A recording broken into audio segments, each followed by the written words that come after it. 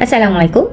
Jadi kita sudah hampir kepada soal SPM, iaitu untuk paper science pada 13 hari bulan 3.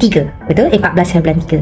Jadi mulai hari ini kita akan buat satu hari 10 soalan dengan menggunakan TikTok. Okey, pada hari ini cikgu dulu akan tunjukkan soalan Kelantan 2021, di mana soalan cikgu buat soalan 1 sehingga 11, kerana kita tahu kita ada 40 soalan. Okey, bila kita ada 40 soalan, sudah tentu ada taburan-taburan bab dia. Jadi untuk soalan 1 hingga 11, untuk soalan negeri Kelantan ini, dia merujuk pada bab langkah keselamatan dalam amal, bantuan kecemasan, teknik mengukur parameter kesihatan badan, teknologi hijau dalam melestarikan alam, genetik dan juga sokongan pergerakan dan pertumbuhan. Kita fokus kepada bab 1 hingga 6 dahulu. Kita akan tengok analisis setiap negeri ikut bab. Okey, jom kita lihat. Yang pertama, apakah fungsi kebok WhatsApp? Jadi kamu kena faham kebok WhatsApp tu gambar dia macam mana. So ini adalah gambar kebok WhatsApp. Okey, kita akan guna kebok WhatsApp ni, kita akan letak buat eksperimen dalam ni. Sekiranya bahan yang kita gunakan itu adalah bahan yang meruap, mengakis, jadi baru kita buat dalam ni. Okey, jadi jawapan yang pertama, untuk melindungi kerusakan pada pakaian, tidak. Untuk melindungi tangan daripada bahan kimia berbahaya pun tidak. Untuk mengelakkan kontaminasi adalah bahan-bahan yang tercemar lah.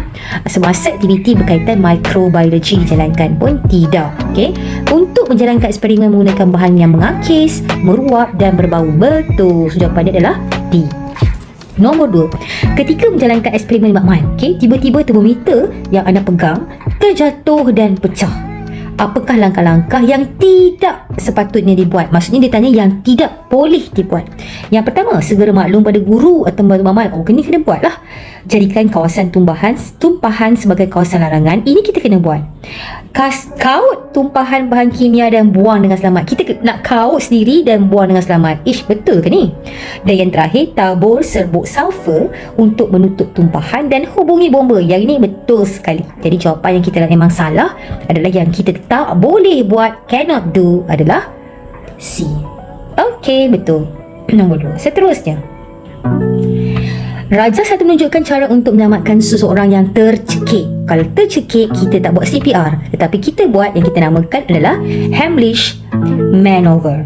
Okey, Heimlich Maneuver. Apakah tujuan kita buat kaedah ini? Adakah yang pertama, supaya tekanan kuat dalam paru menyebabkan benda asing tertolak? Adakah jawapan dia yang itu? Okey, kemungkinan betul kan? Jadi kita tik dulu kat sini. Membantu peredaran darah dalam badan. Ini memang salah lah. Membolehkan seseorang bercakap, itu bukan tujuan utama. Dan supaya mudah bernafasan, tidak. Sebab kita nak buang benda asing yang tersekat dekat dia punya, mungkin dia punya saluran pernafasan dia. Jadi tekanan kuat kita tekan di sini, bahagian sini, dia akan menyebabkan tertolak. So jawapan dia adalah A. Okey, seterusnya. Ini adalah termometer. Termometer ini kita panggil adalah termometer klinik. Ini kita panggil termometer klinik yang selalu digunakan di klinik-klinik lah untuk menyukat suhu badan. So apakah fungsi bahagian X? X ini kita panggil sebagai pencerut. Sebab kita nak elak dia daripada merkuri ni turun dengan cepat. Kalau tak, dia akan turun dengan naik dengan cepat. Jadi kita tak boleh nak baca. Bila masuk dalam mulut, kita bawa keluar, dia cepat turun. Jadi tak boleh. Kita perlu ke satu tempat, iaitu satu kawasan yang kita panggil pencerut. Jadi apakah fungsi X? Menyukat suhu badan. Salah lah. Menyukat suhu cair pun salah. Menyukat suhu badan melalui tubuh salah. Menghalang suhu turun dengan cepat. Ini baru betul. So jawapan dia tepat sekali. Okey, nombor 5.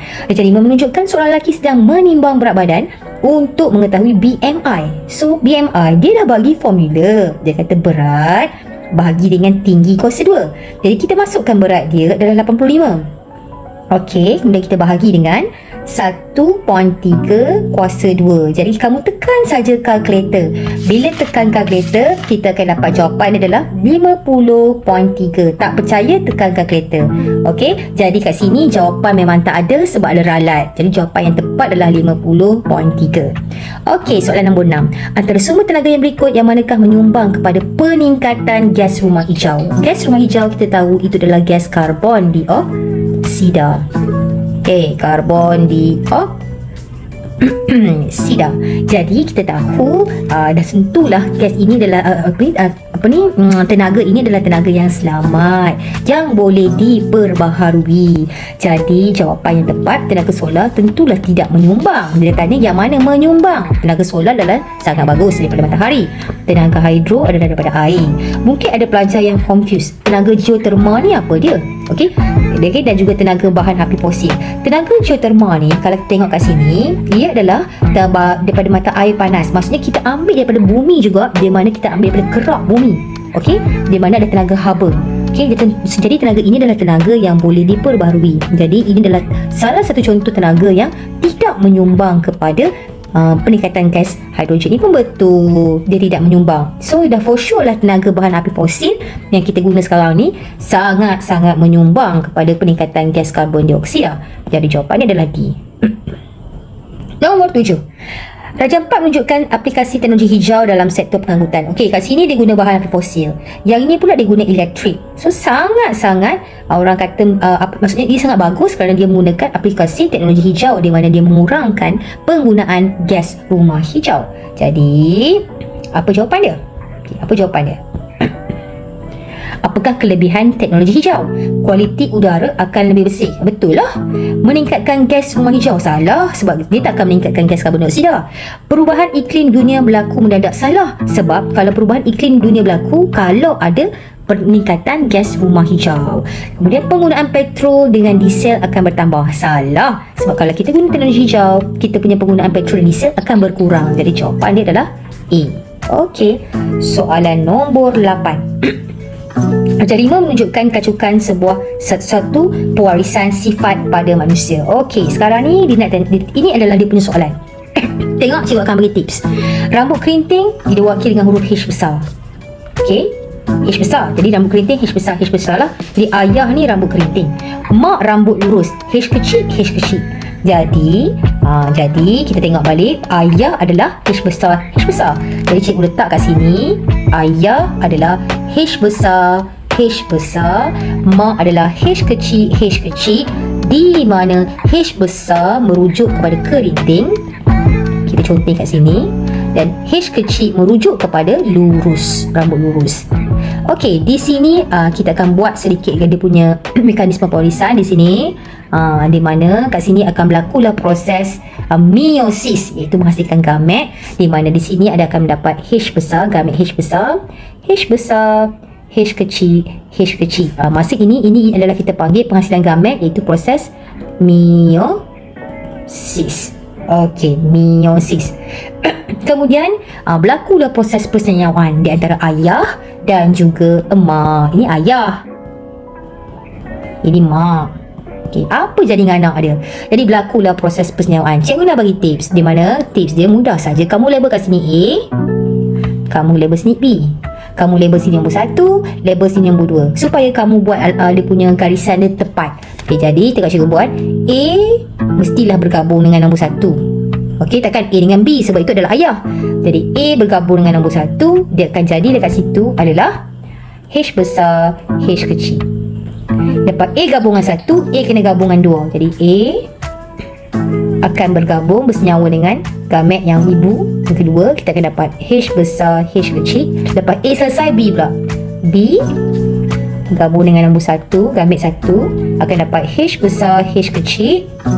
Dan juga B dengan B2.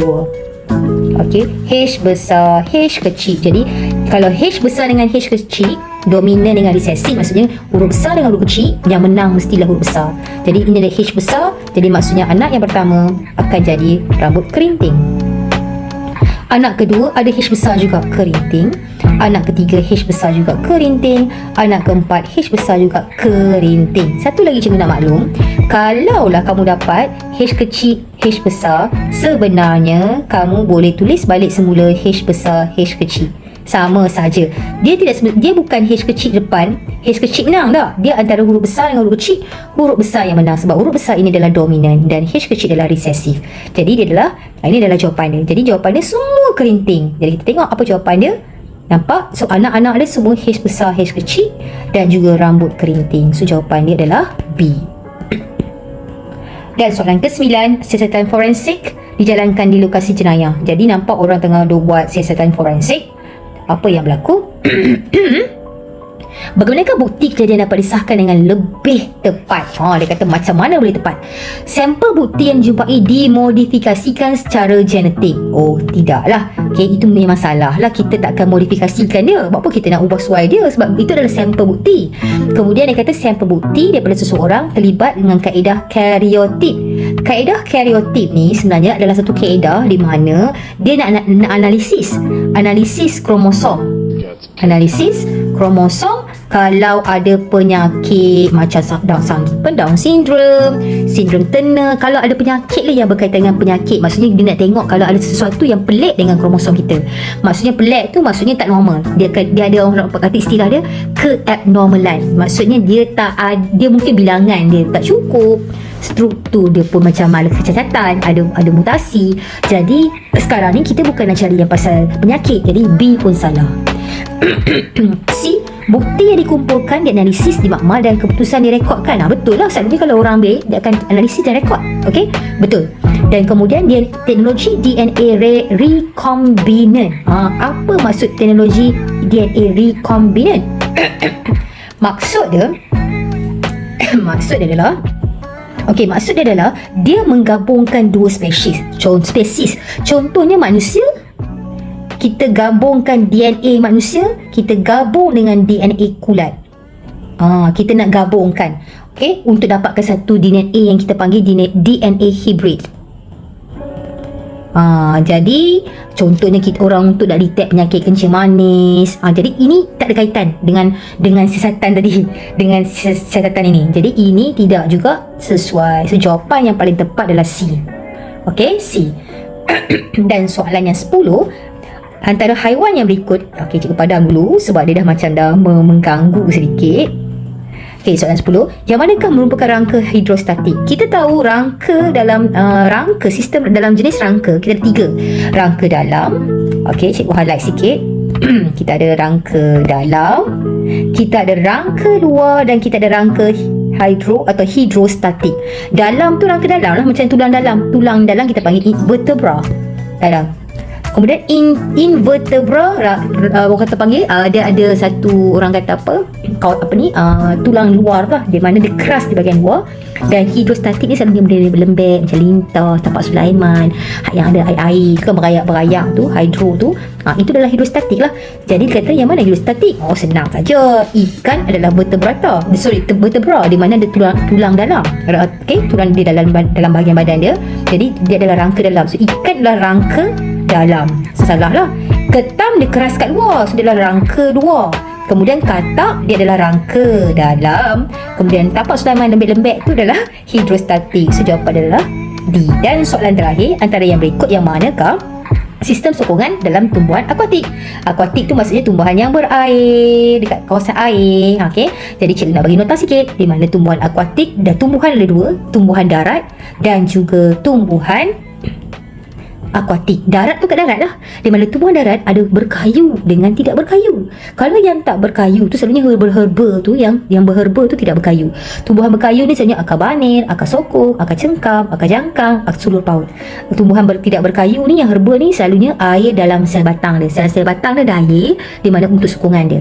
Kalau akuatik ni yang dekat apa ni, dekat tasik, dekat laut, okey, tidak ada tisu yang berkayu. Okey, di mana dia menggunakan sistem daya apungan air, di mana batang dengan daun dia ada tisu yang kita panggilkan tisu erenkimia. Di mana tisu ni sebenarnya adalah sel-sel berina nipis, ada ruang-ruang udara. Bila ada ruang-ruang udara macam pelampung tu, macam pelampung kan, dia ada ruang-ruang udara, jadi disebabkan ada daya apungan, sebab kita nak meningkatkan daya apungan. Jadi jawapan dia adalah akuatik. Yang mana? Sulur paut salah lah, akar cengkam salah, akar jangkang salah, batang berongga lah, sebab dia ada tisu erenkimia. Okey, itu sahaja. Terima kasih.